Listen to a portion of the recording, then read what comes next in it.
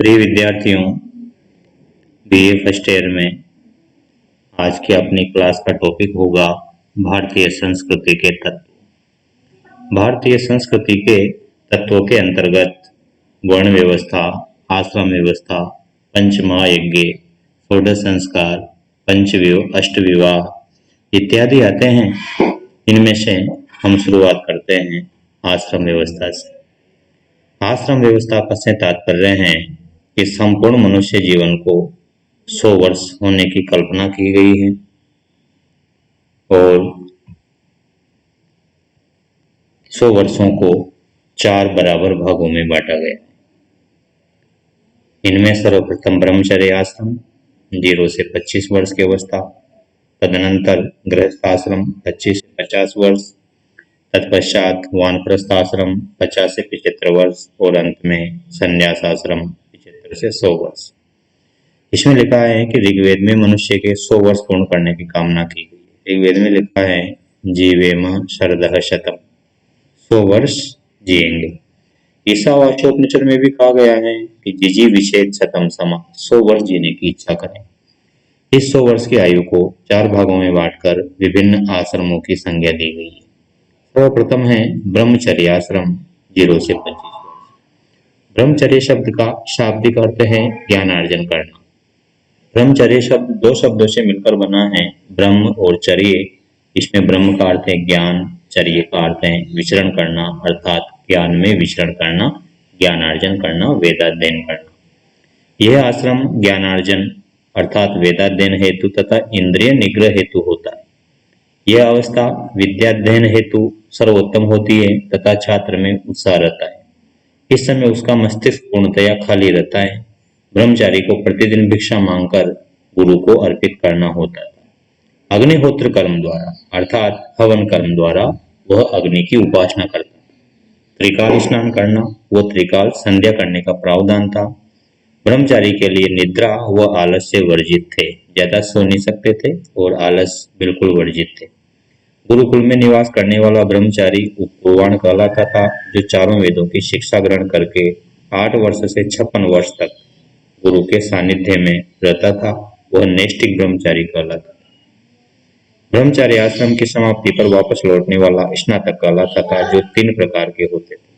स्नातक के 3 प्रकार हैं, वेद स्नातक, व्रत स्नातक और वेद व्रत स्नातक। जो केवल वेदों की शिक्षा लेते थे वे वेद स्नातक, जो आचरण की शिक्षा लेते थे वे व्रत स्नातक, और जो आचरण और वेद दोनों की शिक्षा ग्रहण करते थे वो कहलाते थे वेद व्रत स्नातक। ब्रह्मचर्य आश्रम केवल पुरुषों के लिए था और शूद्रों को उपनयन का अधिकार न होने के कारण वह वेदाध्ययन के पात्र नहीं थे। अर्थात ब्रह्मचर्य आश्रम में महिलाओं को और शूद्रों को इस आश्रम का पालन करना आवश्यक नहीं।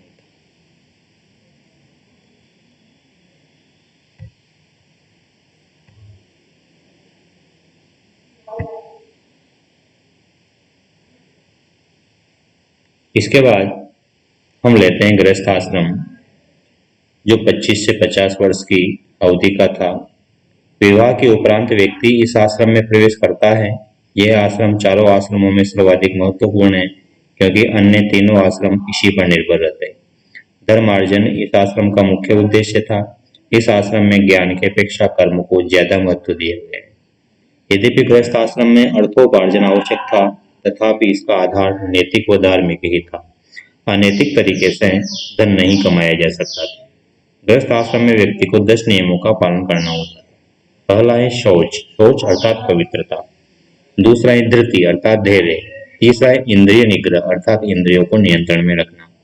चौथा है ज्ञान, ज्ञान प्राप्ति। पांचवा है सत्य पर अडिग रहना। छठा है क्षमा अर्थात सहनशीलता। सातवां है क्रोध का त्याग। आठवां है दम अर्थात मन को वश में रखना।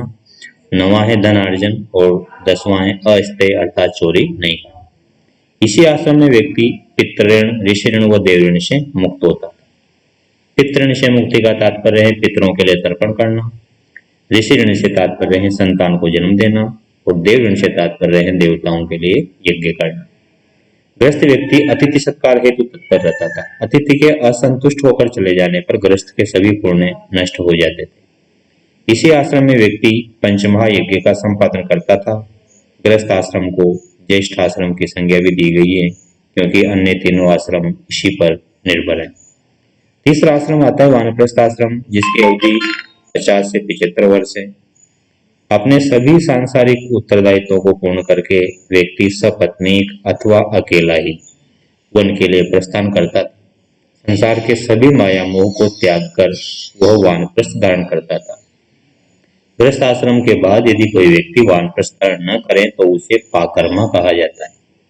वानप्रस्थ आश्रम में व्यक्ति ईशाराधना तथा कामनाओं से मुक्ति हेतु प्रयासरत रहता था। गांव में उसका पुनः प्रवेश वर्जित था। मृग चर्म तथा वृक्ष त्वक उसके वस्त्र होते थे। कंदमूल फल द्वारा वह अतिथि सत्कार करता था। वानप्रस्थी व्यक्ति को ग्रीष्म ऋतु में पंचाग्नि तप करना पड़ता था।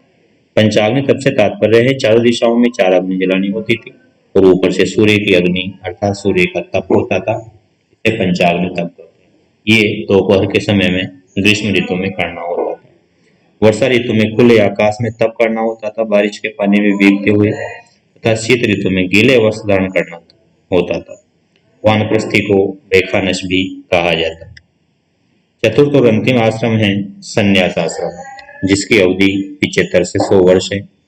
अंतिम आश्रम संन्यास में व्यक्ति समस्त वस्तुओं व्यक्तियों के प्रति उदासीन, अनासक्त और निरपेक्ष होकर घूमता था। सन्यासी को यति, भिक्षु व परिव्राजक भी कहा जाता था। इस आश्रम का मूल उद्देश्य मोक्ष प्राप्ति था। सन्यासी राग, द्वेष व माया मोह से मुक्त रहता था। वह आसन, वस्त्र तथा शय्या का परित्याग करके सतत भ्रमणशील रहता था। संग्रह करने पर पूर्ण प्रतिबंध था। वह पूर्ण रूपेण कामना रहित होकर जीता था। यद्यपि गांव या नगर में उसका प्रवेश वर्जित नहीं था, तथापि सन्यासी एक गांव में 1 रात्रि तथा एक नगर में 5 रातें से अधिक नहीं रुक सकता था। वह भिक्षा हेतु गांव या नगर में जाता था, परंतु कुकुटीपात के समान नित्य भूमि या पैरों पर दृष्टि रखते हुए चलता था। महर्षि पतंजलि ने सन्यासी को क्रोध शक्ति की संज्ञा दी है। शूद्र वर्ण हेतु केवल एक ही आश्रम था और वो था गृहस्थ आश्रम। तो आज हमने भारतीय संस्कृति के तत्वों में आश्रम व्यवस्था का अध्ययन किया। अगली क्लास में हम वर्ण व्यवस्था का अध्ययन करेंगे। बहुत बहुत धन्यवाद आपको।